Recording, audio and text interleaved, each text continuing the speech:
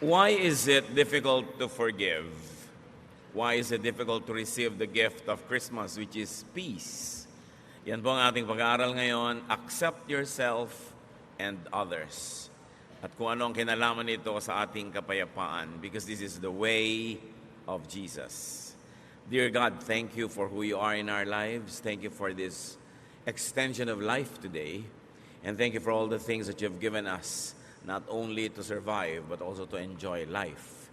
Patawarin niyo po kami sa mga kasalanan namin. Hugasan niyo po kami at gawing karapat-dapat dahil sa inyong paglilinis. Maging karapat-dapat kaming lumapit sa iyong harapan at mangahas humingi ng pagpapala. Wala kaming patago sa iyo, O Diyos. Tangi ang pag-ibig niyo ang aming pinangahawakan at ang mga pangako niyo na kami inyong bibigyan ng mga kailangan namin sa buhay. We hold on to your promises, O God, and we ask you to bless us right now. May your words be our medicine, our food, our light, our guidance, our inspiration. Enable us to see you, to hear you. Teach us to obey. Father, we thank you, asking you to bless even those people who are not with us right now. Bless them in your very special and personal way. And may your mercies abound, and as we grow in the knowledge of you, may we become more and more like your Son, Jesus. We thank you, we honor you. Sit on your throne of power and glory and dispense wisdom and blessings to your people. In the name of Jesus, your Son, our Lord, we pray. What is the gift of Jesus? The main gift of Jesus to us is peace. John 14:27, peace I live with you, my peace I give you. I do not give to you as the world gives. Do not let your hearts be troubled, and do not be afraid. Ang centerpiece po ng mga katuruan ng Panginoong Jesus tungkol sa kapayapaan. If you're going to analyze a major theme of the Lord's messages, it's about peace. Kaya siya nagpagaling ng mga may sakit, kaya siya nagpalaya sa mga masasamang espiritu, kaya siya nagtuturo ng lahat ng magagandang asal ay para sa ating kapayapaan. He wants us to have a heart that is untroubled, unafraid, unruffled. But how can this happen? When the Lord was born, angels came down to earth and sang glorious songs. Luke 2:13-15. Suddenly a great company of the heavenly hosts appeared with the angel, praising God and saying, Glory to God in the highest heaven, and on earth peace to on whom His favor rests. Isang uri ng kapayapaan ang ibinibigay ng Diyos Ama sa langit sa pamamagitan ng Panginoong Jesus. But this peace is not for the whole world, not for everyone, but for select individuals. The gift of peace is sufficient for all, but not efficient for just anyone. Ito ay kasya sa lahat ng tao, pero hindi nagiging epektibo sa lahat. Kasi merong dapat gawin ng tao para tablan siya ng kapayapaan na ibinibigay ng Panginoon. And the way of Jesus to peace is to accept yourself and others. Gusto natin magkaroon ng kapayapaan na yan, gusto nating matahimik ang buhay, pero paano ba yun nangyayari? Dapat matutunan nating tanggapin ang ating mga sarili at ang ating kapwa. First, discover your wholeness and that of others. Isang malaking kasinungalingan, kulang ka, mali-mali ka, giba-giba ka, sira-sira ka. It's a lie when people are raised up to think that they are missing so many things in themselves, that they are damaged, and that they are nothing but a wreck. Genesis 1:27, so God created humans to be like Himself. He made men and women. So men are complete, women are complete, people are complete. They're whole, buo, hindi kulang. Essentially, hindi kailangang bawasan o dagdagan kasi napakaganda ng pagkakalikha ng Diyos sa tao. In spite of the much talked about imperfection, in spite of the sins we commit, we are wonderfully made. The foundation of the way we were created, the very foundation and frame of our being is wonderful. Psalm 139:14, I praise you because I am fearfully and wonderfully made. Your works are wonderful. I know that full well. So pinupuri daw nitong mga awit ang Diyos sapagkat ang pagkakalikha sa tao ay sobrang maganda, kahanga-hanga. At lahat ng ginagawa ng Diyos ay kahanga-hanga. There are two troubles, and we'll call them now troubles A and B. Trouble A is about us. It's about me. Trouble A comes when we consider ourselves incomplete. Nagsisimula ang gulo pagka ang trato mo sa sarili mo ay kay kulang. Trouble comes when we reject and do not accept ourselves. Yan ang malaking gulo. Pagka hindi mo matanggap ang sarili mo, tinatanggihan mo, tinatatwa, pinapalayas mo ang iyong sarili. When you deny and reject your genes, your looks, your unique giftedness and talents and circumstance and reality, trouble begins.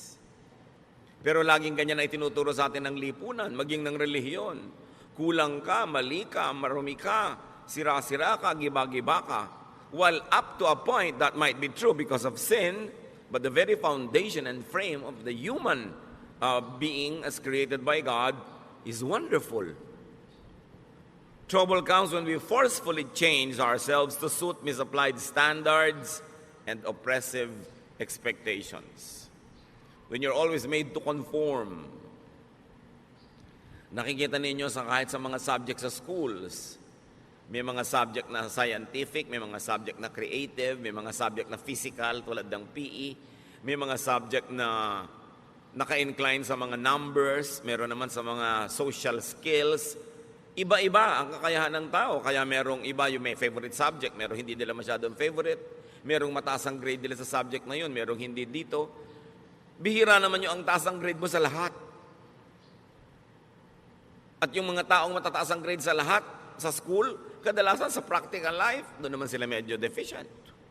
Sa love life ko minsan, saksakan ng talino sa school, pero pag dumating na sa pag-ibig, di ba? Parang walang alam. Kanya-kanya tayo ng specialties na ibinigay ng Diyos. At hindi mo dapat sinusukat ang sarili mo sa specialty ng iba, hindi mo dapat kinukumpara ang sarili mo dahil lagi ka lang magiging kulang. Trouble comes when we depend on other people and other things to fill us up. Pag laging kulang ka ang iyong pagtingin sa buhay, ang mangyayari ngayon, sasandal ka at aasa ka lagi sa mga bagay at sa mga tao para ka laging maging kumpleto.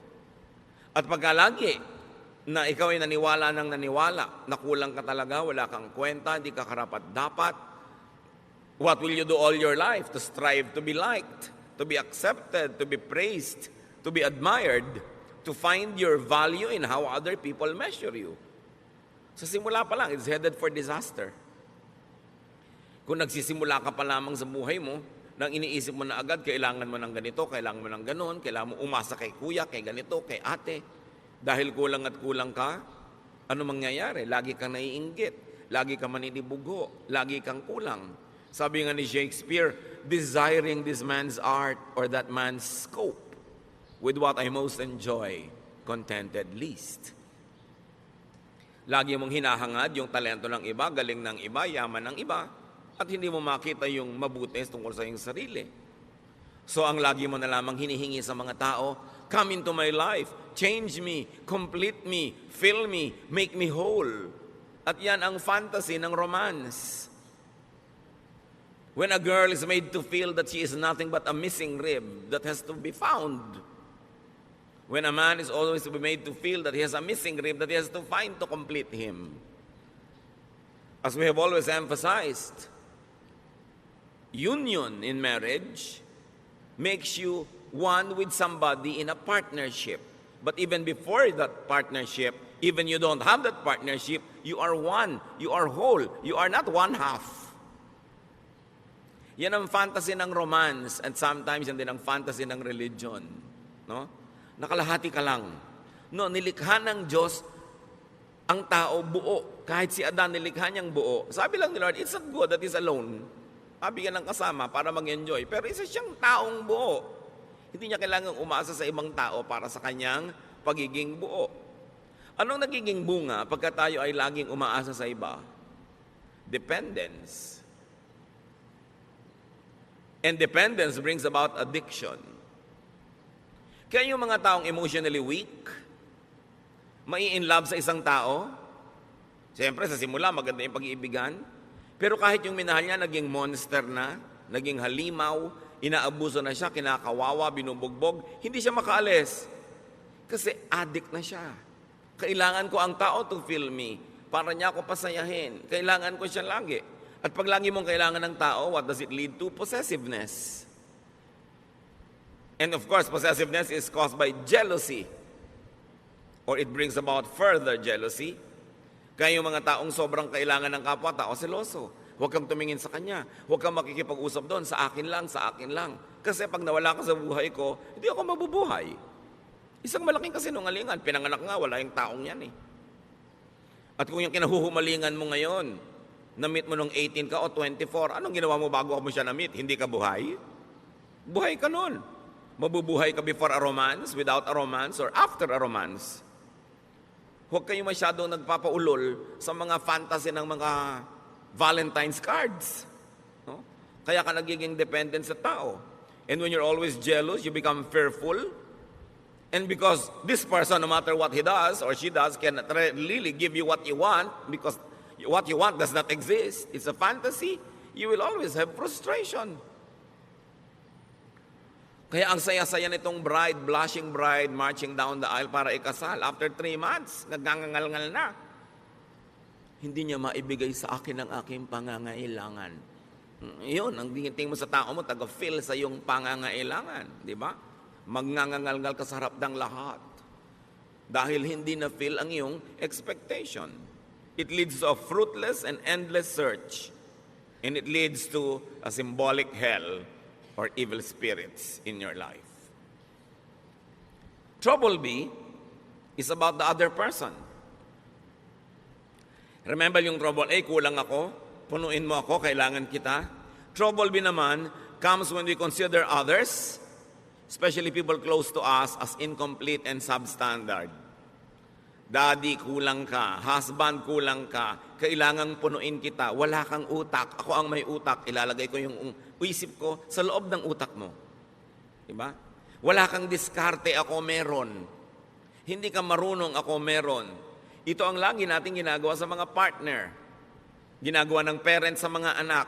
Anak, hindi mo alam kung anong bagay sa'yo. Huwag kang mag-aral niyang arts. Walang pera dyan. Pity. No? Yung marunong pa yung magulang doon sa anak kung ano yung gusto ng anak. No? Lagi natin sabing, akong nakakalam niyan, hindi ikaw.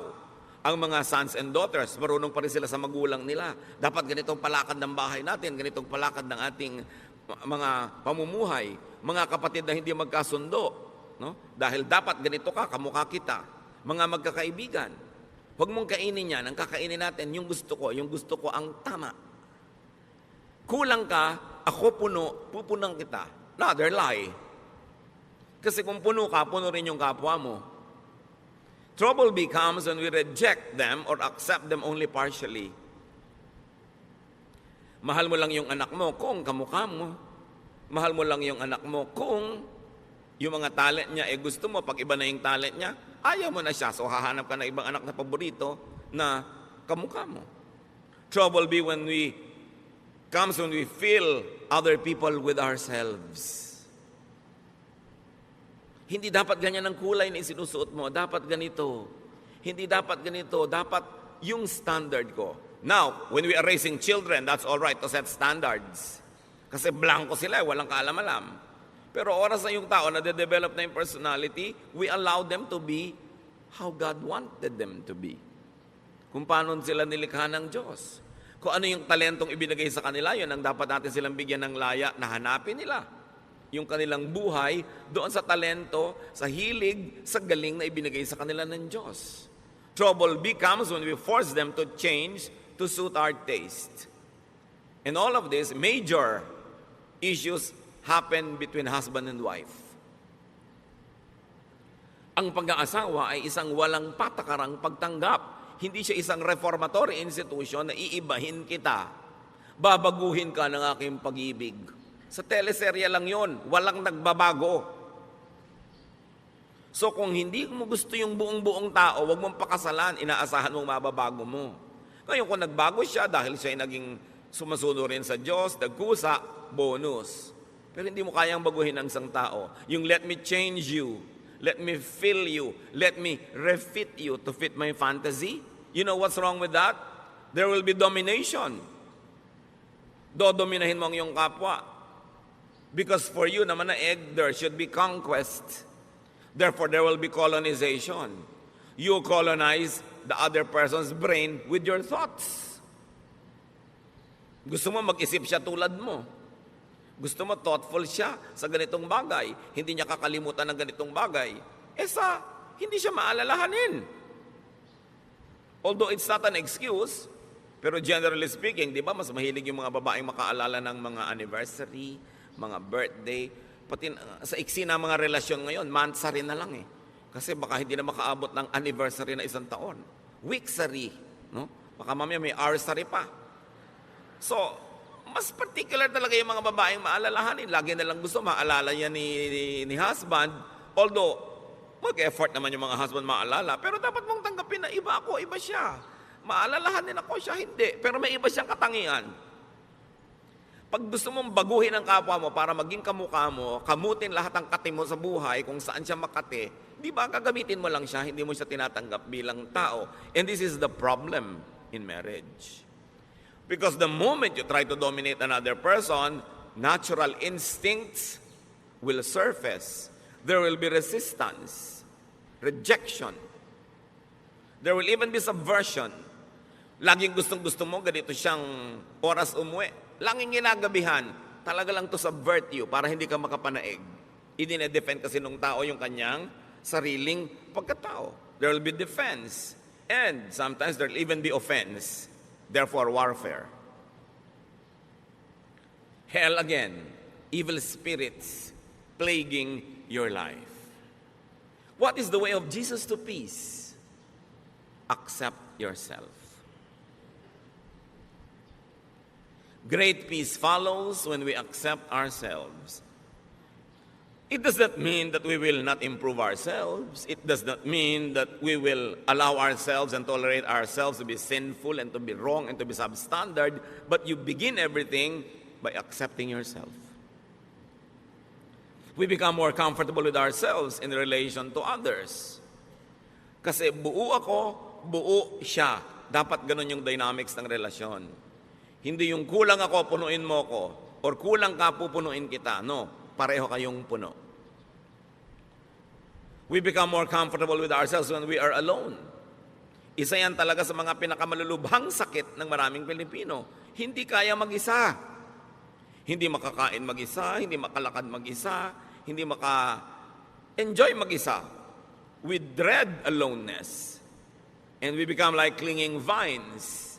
And when you become like a clinging vine, you will choke people around you. Yung lagi kailangan nandito ka, nandito ka, nandito ka. Paano ka mga tao active, may mga gagawin, may mga hinahabol na mga pangarap, kailangan lagi silang nakapaligid sa'yo para magkaroon ka ng kahulugan. Kailangan maging komportable ka sa sarili mo kahit ka mag-isa. There are times when may mga kasama ka, enjoy, but you must also enjoy aloneness.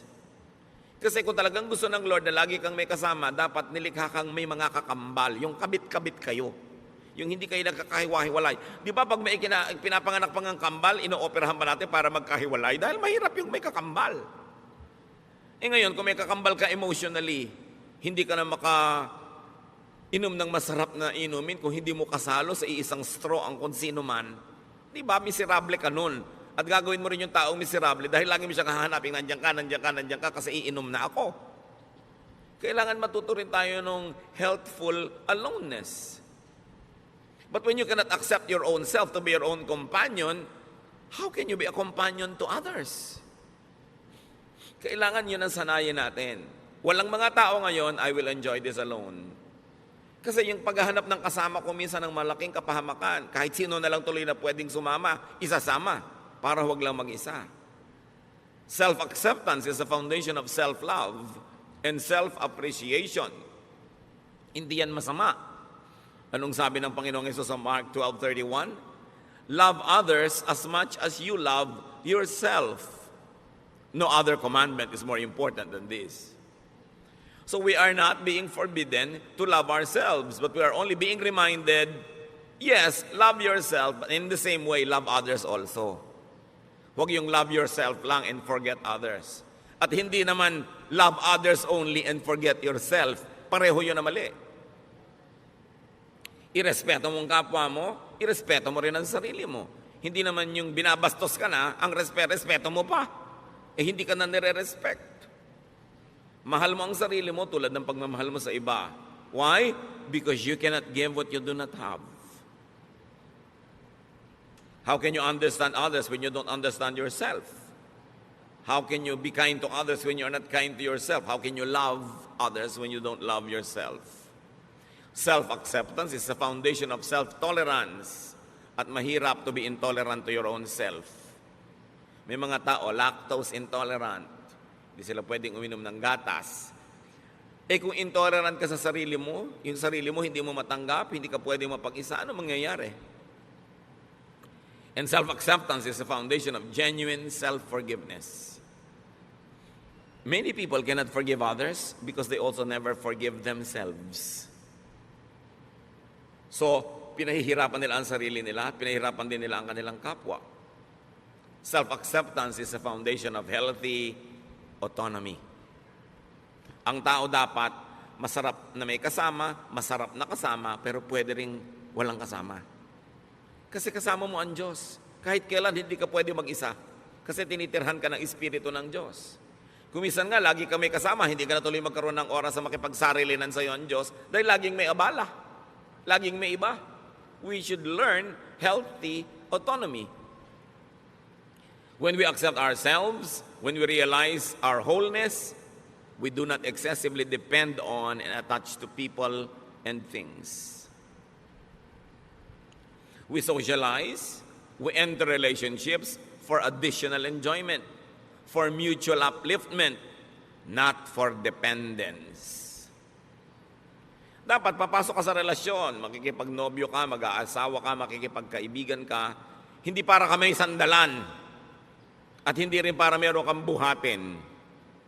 Pareho kayong nakatayong mag-isa, nabubuhay, gumagawa ng paraan, naghahanap buhay, nang-aaliw sa sarili, nagpapasaya sa sarili, nagpo-produce sa mga bagay. Tapos, you share for enjoyment. You share for additional happiness and additional joy and pleasure. Pero hindi ka nakikipagrelasyon para ka sumandal o sandalan. Nagtutulungan kasi pampadagdag sa buhay. You are a whole wonderful. You are an individual, an autonomous unit. Kita ninyo, bakit sabi nila marami daw ng mga Pilipino nag-i-enjoy ng close family ties? Bakit daw ang mga communities natin close ang ating mga relationship? Poverty forces us to be close. Siyempre, kailangan mo makisama sa kapitbahay mo dahil pagka nanganganak yung asawa mo sa madaling araw, makikisakay ka sa tricycle ni Mang Tomas. So pagka naglilinis si Mang Tomas, tutulungan mo siya. Ang ganda ng samahan nyo. Pero subukan mo, lahat kayo may kanya-kanyang tricycle. Ganun ka pa rin kaya ka nice? Nakikisama ka sa neighbor mo, nagpapadala ka ng ulam pag nagluto ka, para pag nagluto din siya, mapadalang ka. Pero kung lahat kayo bumabaha sa pagkain sa inyong mga kusina, will you still be that close? Close sa mga magkakamag-anak, magmano ka sa tiya, mangupo ka. Kasi makikitira ka sa kanya pag nag-aral ka ng college. Pero kung may kanya-kanya kayong bahay, ganun pa rin kaya ka nice? Dapat ganun pa rin nice or better. Doon mo lang malalaman na nice ka talaga. Kasi nice ka, hindi dahil lang umaasa ka o sasandal o may kailangan ka sa kanya.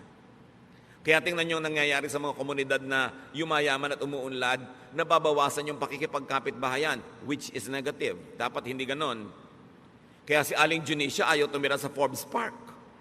Ang tataas daw ng mga pader, wala daw kapit-bahay. Siyempre kasi hindi mo naman kailangan ng neighbor mo, may kotse ka, kung may pangangailangan ka, may sarili kang gym, may sarili kang ganito, may mga katulong ka. You don't need to be nice to your neighbors. But poverty requires you to be nice. Poverty makes people stick to each other. Now, translate that to emotional poverty. When you're emotionally poor, you always want people around, you will cling because you need and you want help. Kaya dapat mapayaman mo yung sarili mo emotionally to the point na, I don't need you to live, but I want you to be around because I have a lot of love to give to you. And because you are nice and I enjoy your presence. Pero hindi dahil hindi ko po maiwan ang asawa ko kasi wala po akong hanap buhay. So kung meron ka pala, iniwan mo na matagal na, no? So hindi ka lang nandyan dahil love mo siya kasi nakasandal ka. So ina-advise ko nga kahit sa mga babae, magnegosyo kayo, maghanap buhay kayo, para kung talagang hindi nyo matiis, binubusan kayo ng kumukulong tubig, pinapakuan kayo sa inyong bungo, ginagapos kayo sa langgaman, malayasan nyo. Hindi ako makalayas dahil wala akong kakainin, wala akong gagasin, so hindi mo lang kananya dahil mahal mo kasi dependent ka. At kung economically dapat autonomous ang tao, dapat autonomous ka rin emotionally. Hindi ibig sabihin, magpapader ka na, hihiwalay ka na dahil hindi mo na kailangan. Pero pagka hindi mo kailangan yung neighbor mo, tas hindi ka pa rin nagpader, nakikipagmabutihan ka pa rin, ibig sabihin, genuine. Yung pakikipagmabutihan mo, walang ulterior motive. Kaya sobra ang pakikisama system natin sa Pilipinas kasi umaasa tayo sa kapwa. Kaya tingnan nyo yung mga financially independent, hindi na masyadong nakikisama. Kasi hindi ka na nila kailangan. Pero hindi yun ang dapat mangyari. Hindi kita kailangan, pero nakikisama pa rin ako sa iyo kasi nice ako talaga at nice ka rin naman at mas masarap yung buhay na magkakasama tayo. Yun yung si Adan it's not good to be alone. Pero pwedeng alone. In other words, people are additions to our happiness, not a wall to lean on. Kung yung titingnan yung mga asawa, kamag-anak na naandyan lang kasi dapat kong asahan. Strive to be autonomous. At saka yung mga asawang babae na walang ka-income pero tumanda na kayo, nagka-losyang-losyang sa pagtatrabaho sa bahay. Ang totoo niyan, dapat binibigyan kayo ng allowance ng asawa nyo na inyo talaga. Di ba? May allowance sa mga bata, but ang wife walang allowance. Ang ibinibigay mo, pamalengke. That's for all. Yung siya, paano? Di ba? Tapos birthday niya, reregaluhan mo pa ng magandang kaldero. Para maipagluto ka na naman niya ng masarap. Bibigyan mo ng kalan, ng refrigerator. Ang wife, pag nireregaluhan, yung pang kanya. Hindi yung pang lahat. Kasi regalo mo rin sa sarili mo yun kung kalan. Diba? Kailangan yung pangkanya. At kung sasabihin, ako naghahanap buhay, subukan yung mga wives, huwag kayong gumawa sa bahay. Kung may isuot yung mga asawa nyo pagpasok sa opisina, kumedat ng pagkain, siya ang magbayad ng mga Meralco, pumila sa mga bayarin na tubig, subukan nyo. Kaya dapat yung mga wives may sariling allowance yan. Para hindi naman kung bigla gusto kayong layasan, walang pamasahe. Gusto magpakamatay, hindi makabili ng lason. Kasi talagang walang kapera-pera. You should strive to be autonomous. So that you say, husband, I stay because I like, not because I need you. Not because I depend on you. It's a distorted kind of relationship. So poverty reduces people. Emotional poverty also reduces people. Kaya dapat pinapaunlad mo yung buhay mo economically, pinapaunlad mo yung buhay mo emotionally, kaya mong tumayo sa sarili mong mga paa kasi nilikha ka ng Diyos buo.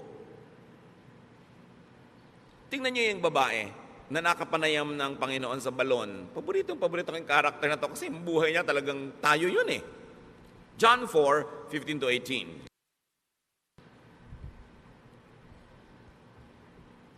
Matapos makausap ng Panginoon ng babaeng ito, sinabi ni Lord, alam mo, kung hihingi ka lang sa akin ng living water, bibigay ko sa iyo, hindi ka na mauuhaw pa.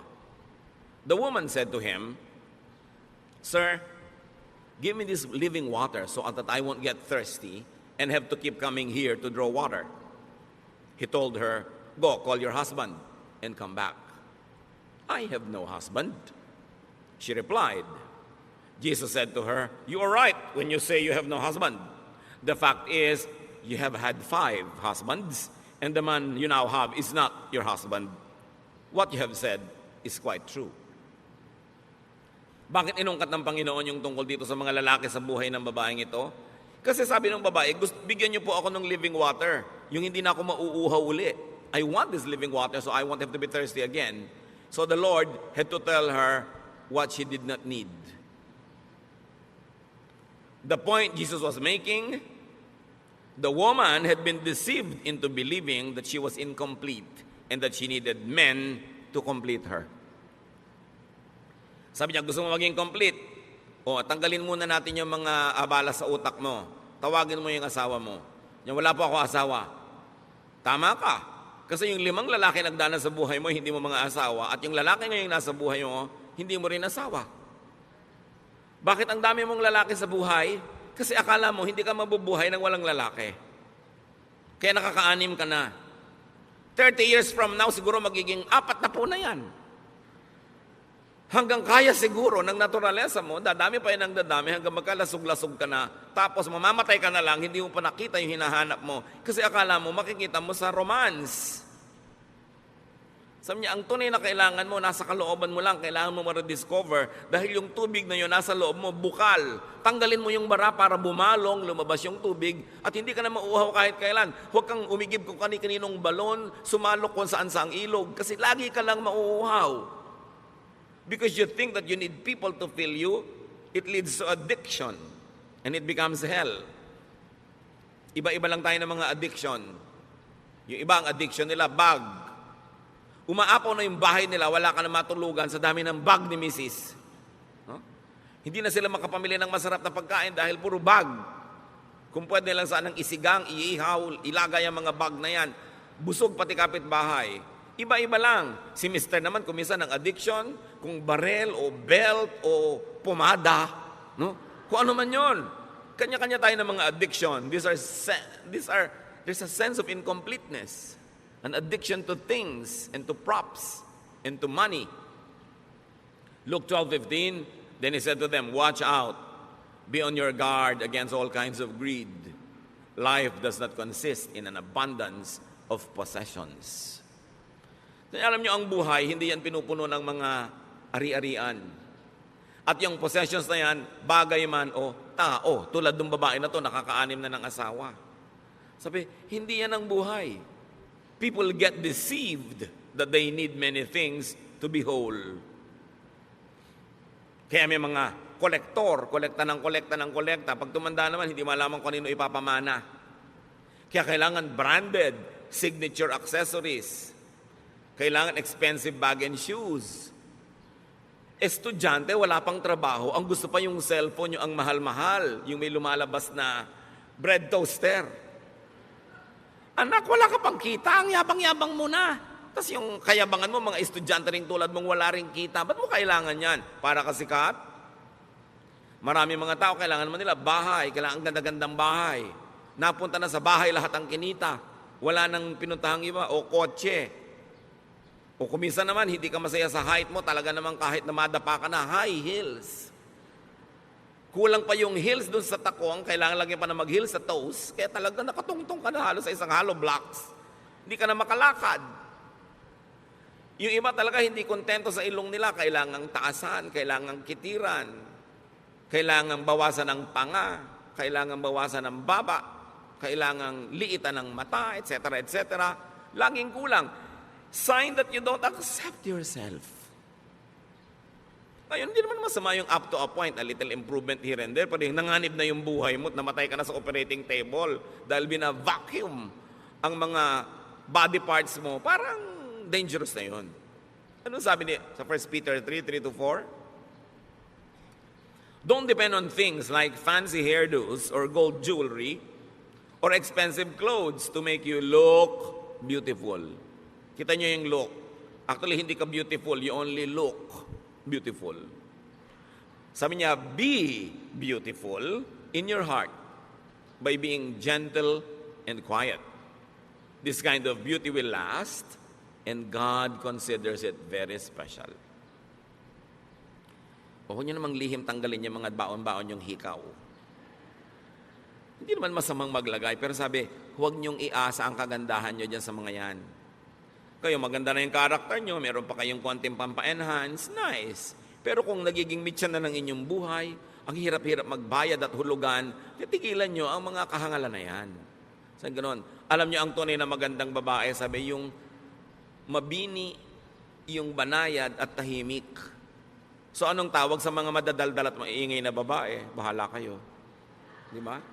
Sabi, ang kagandahan niya nandyan, yung matining ang loob, matibay ang loob, maganda ang kalooban. Yan ang gandang pinapahalagahan ng Diyos at yan ang gandang hindi kumukupas, hindi na i-snatch, hindi na nanakaw at hindi huhulugan sa Bombay. Sabi, kailangan ganyan na tinitingnan mong beauty. Timpladong katahimikan. 1 Timothy 6:8-10. So we should be satisfied just to have food and clothes. Ibig sabihin, we should be satisfied with basic things. People who want to be rich fall into all sorts of temptations and traps.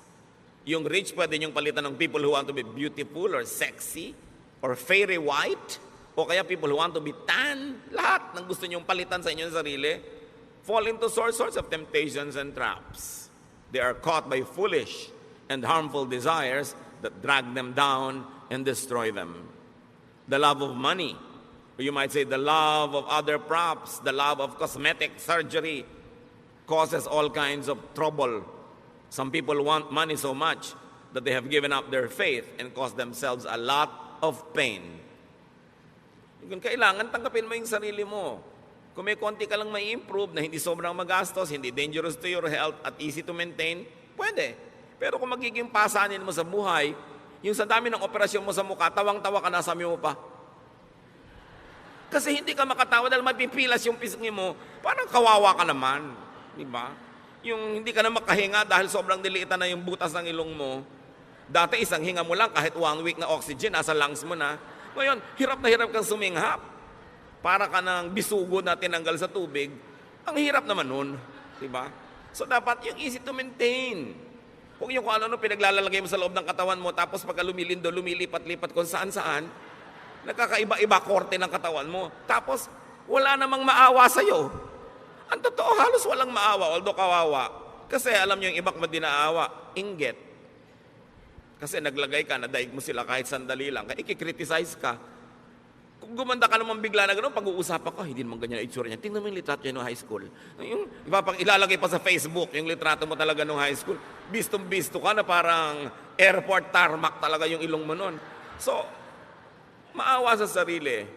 You know? Do not make and do not allow people to think that they are incomplete and that they need you to be whole. So una, huwag mong papaniwalain ang sarili mo na kulang at kailangan mong iba para to be whole. Yung iba sobrang pinapamiserable na yung mga unmarried people, akala nila ang complete lang yung married. Paano yung unmarried? Kabiyak?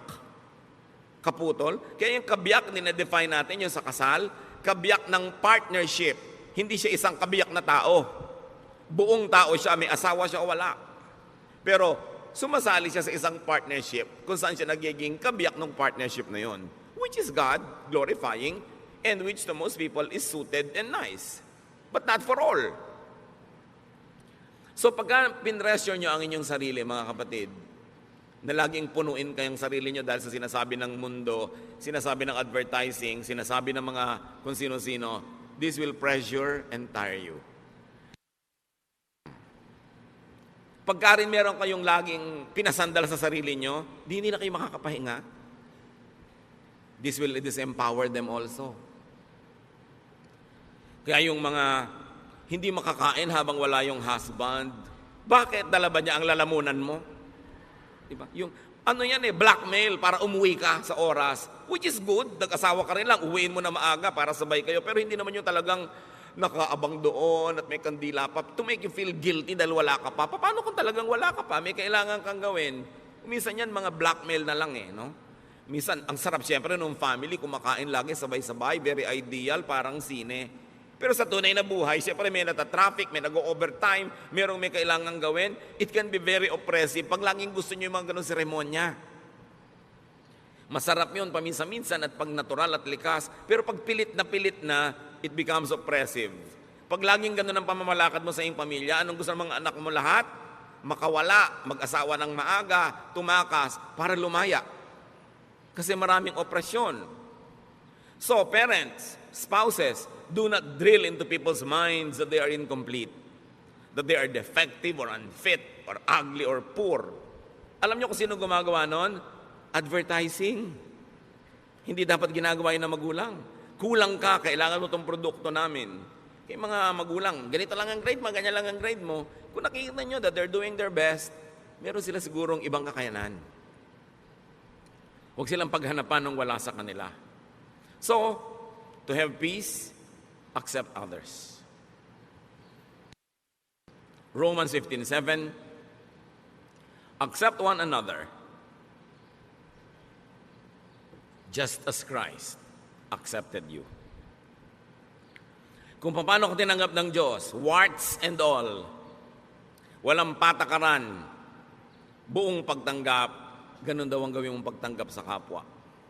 But instead of accepting others, we insist on reforming them. It's God's work, not our work. And we reject them when they don't comply with our specifications. Kaya marami mga tao, lumalaki sila emotionally sick because their own parents reject them. They are compared with another sister or a cousin or a classmate or a neighbor, and they feel rejected. And once rejected, people also tend to reject others because they become defensive. Kaya ang dami mga tao emotionally poor. Kaya yung mga nare-reject na ganyan, meron lang isang magpakita ng konting kabaita na regaluhan ng chok ng 3 araw na sunod-sunod na in love na. Paano? Uhaw na uhaw sa acceptance. Bakit yung maraming mga anak nahuhumaling sa mga kabarkada? Because they are accepted. Madalas naman kasi yung basis ng acceptance nila, mali, no? Kahit ano na lang, mas baliw ka nga, mas accepted ka, mas sikat ka. That's a wrong kind of acceptance. But nevertheless, what does it tell us? Our kids want to be accepted. Kaya ayaw umuwi. Gabi na, kung pwede na lamang na bukas na umuwi. At pag liwanag, gusto na lumipad at mawala. Maybe they don't feel accepted at home. Kasi gusto mo may anak ka na maiparada sa community, maipagyabang. Hindi mo tanggapin, mahalin, linangin yung anak mo kung ano man siya. 1 Corinthians 7:7, sabi ni Paul, I wish that all men were as I am. But each man has his own gift from God. One has this gift, another has that. Sabi niya, kung ako lang masusunod, gusto ko lahat kayo katulad ko Pero, di naman pwede yun. Bawat isa, may kani-kanyang tinanggap sa Diyos na kakayanan. At kung ang Diyos sa kanyang karunungan ay piniling ibigay sa iyo kakayanan A, therefore, wala sa iyo yung kakayanan B, sa iba naman yun ibibigay. Pero pag hinahanap mo yung B kay A, ang gulo ng mundo. The tendency is for us to want to make all others conform to our mold. Kaya marami mga asawa, iniiwan ng asawa nila kasi hindi nila tinatanggap yung asawa nila kung ano man yung asawa nila. Laging gusto nila maiba. Ganun siya Accept individual and personal differences. At kung hindi ka masaya sa talent ng anak mo, ng asawa mo, ng kapatid mo, accept the other ableness. Lahat ng tao may abilidad, may ability. Kailangan lang tanggapin mo kung ano yung kanya. Huwag mong pilitin na yung anak mong ayaw mag-dentistry ay maging dentist tulad mo. Nagmana siya siguro sa ibang lolo, sa dinami-dami ng lolo at lola sa inyong genetic pool, hindi naman laging sa'yo lang kukuha yan. Romans 14:1, accept him whose faith is weak without passing judgment on disputable matters. Here, sabi, accept religious differences. Accept spiritual differences. Not everybody is as mature as you. Not everybody has the same tendencies to apply a biblical verse the same way as you do. Sabi dito sa Romans 14:1, tanggapin niyo yung pagkakaiba-iba maging sa inyong spiritualidad. Hindi pwedeng uniform. Kasi iba-iba nga ang tao, iba-iba ang fingerprint. Romans 12:10, love each other and honor others more than you do yourself. So, find, accept, celebrate, and honor the true, the good, and the beautiful, so to speak, in every person. Bakit hahanapin mo yung iba, yung wala? I-emphasize mo yung napapangitan ka, may maganda sa kanya. Acceptance of others is the foundation of love, of appreciation, tolerance, and even genuine forgiveness. And here we go to the heart of the matter. Yung iba nagtatanong, bakit po nag-forgive na ako pero may pain pa? Bakit nagpatawad na ako pero may hapdi, may kirot? You have not forgiven. Probably you have only stopped being hostile. You have stopped the war. Probably you went into a ceasefire, but you have not really forgiven. That's why there's still the pain. You are able to truly forgive only when you truly know and understand and accept the person. Yung hindi, sige, pinapatawad na kita, pero sa mo, siguro nasigawan niya ako kasi gutom siya noon. Kasi mataas ang blood sugar niya. Kasi may monthly period siya. O kasi luka-luka siya. Di ba? Kasi may lahi sila noon. Kasi genetically, ganito sila. Nung naintindihan mo siya, doon mo ka ngayon huhugot ng pagpapatawad. Pero pag hindi mo naintindihan at hindi mo tinanggap ang kalagayan niya, ceremonial lang yung patawad mo. It's only a cessation of hostilities. It is only a declaration of a ceasefire. But forgiveness, real forgiveness, has no more anger. Well, you can be cautious. Hindi naman ibig sabihin you forgave, you forgot to be cautious na. You might want to avoid being the victim again because you're cautious, but no ill feelings. Siguro iiwasan mo na maulit o mabigyan siya ng chance ulitin yon, pero wala ka ng hapdi kasi naunawa. Kaya maraming magulang, kahit ang tingin ng mga ibang tao sa anak nila kriminal, mahal pa rin nila. Hindi, ang bait-bait ng anak ko. Kasi pinapanganak pa lang yon, pinaglilihi pa lang, tinanggap na talaga nung ina ko yung buong-buong pagkatao ng anak.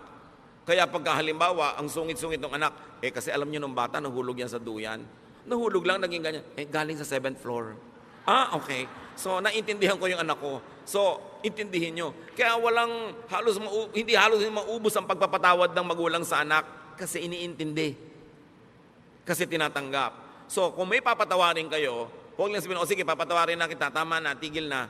Unawain nyo yung buong dahilan kung ba't niya nagawa yung nagawa niya. At pag naunawa nyo yun, baka maawa pa kayo, mamahalin nyo pa. Ganun ang pagpapatawad ng Diyos. Dahil kilala tayo ng Diyos, alam niya yung genetic makeup natin, alam niya yung emotional and chemical situation ng buhay natin the moment that we run short of God's glory. That's why God understands, God forgives, and God loves. Kaya ang sabi, as God forgives you, you forgive one another. Para hindi yung nagpatawad ka kunwari, pero may dala ka pa rin dito, nakabaon. Pagka nakante, pagka na-provoke, lumalabas uli. Kasi hindi nang unawa. That is why many people forgive yet remain angry. There is no acceptance of the other person. Therefore, no forgiveness. Therefore, no peace. Ang tunay na pagpapatawad nangyayari lang pagka tinanggap mo at doon ka lang nagkakaroon ng tunay na kapayapaan. How does that happen? How to get on the Jesus way of peace through acceptance of self and others. Now, this teaching is not easy to understand or follow. It takes a new mindset to appreciate and obey this. Hindi ka makakapagpatawad, hindi ka makakatanggap ng kapwa hanggang hindi mo iniiba ang korte ng iyong utak. So how do you get God's peace? Through acceptance of yourself and others. Change your mind. It happens in the mind. Change the way you think. Change your principles and lifestyle. Romans 12:2, let God change the way you think. Then you will know how to do everything that is good and pleasing to Him. You want to be able to forgive? Change the way you think about the person. Change the way you think about yourself. Change the way you think about what proper is and what it is not. Change the way you think about your expectations. Accept the person as you would accept yourself. Then you will begin to understand and you will have the power to forgive because it comes from deep understanding. Anong reaction ng mga tao noon kay Jesus sa kanyang mga turo na to? Pinoy, tinuturo niya, love your enemy, feed your enemy, forgive. Mark 1:27, the people were so amazed that they asked each other, what is this? A new teaching and with authority. Ya, iba to kakaiba. Libong taon na yung relihiyon nila, hindi naman sila natahimik. Kaya sabi niya, iba to. May kapangyarihan ang kanyang mga sinasabi. It's a new way of thinking.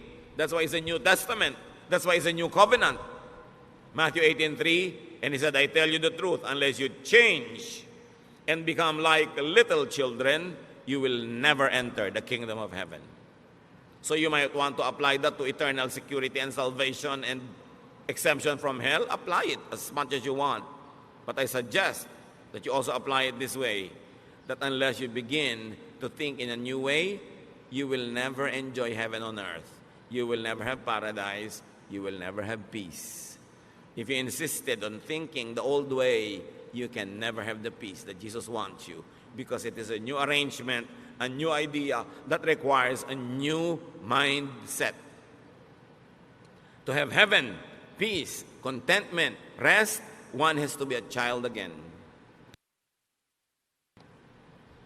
One has to restart from the beginning. One has to be reprogrammed. In a manner of speaking, one has to be born again. To rediscover, revive, and nourish God's reign in his or her heart. Kailangan madiscover mo uli yung sarili mo na, oo nga pala, doon sa kaloob-looban ko, ako'y isang buong tao. Nilikha sa wangis ng Diyos, na ang Espiritu ng Diyos ay nananahan sa akin. Ba't kailangan kong humanap ng pag-ibig, ng pagmamahal, ng kasiyahan sa iba? Kailangan munang pumasok ako sa loob ko. I must travel into me, discover what God has placed there, nourish it, and let it sustain me. And when I'm already overflowing with love and kindness and goodness, because I've already known and accepted myself, and I know God is in me, then I will socialize with people, I will relate with people, because in that case, I will be full of kindness, not just full of wicked expectations. That I am full, and the other person is full, and I respect his fullness, and we're together to have a better life, because together we can make a beautiful world. But I will not intrude into and colonize this world to make it beautiful in my terms. Pagka ganun ang iyong asal, people will love to have you around. And you will love to be around people. So change your mind unto peace and restfulness. Matthew 11:28-30. Sabi ni Lord, "Come to me, all of you who are weary and burdened, and I'll give you rest." Pagod na kayo? Pagod na ang puso nyo? Pagod na kayo magalit? Pagod na kayo magsikap magpatawad? Pagod na kayo na matahimik ang buhay nyo?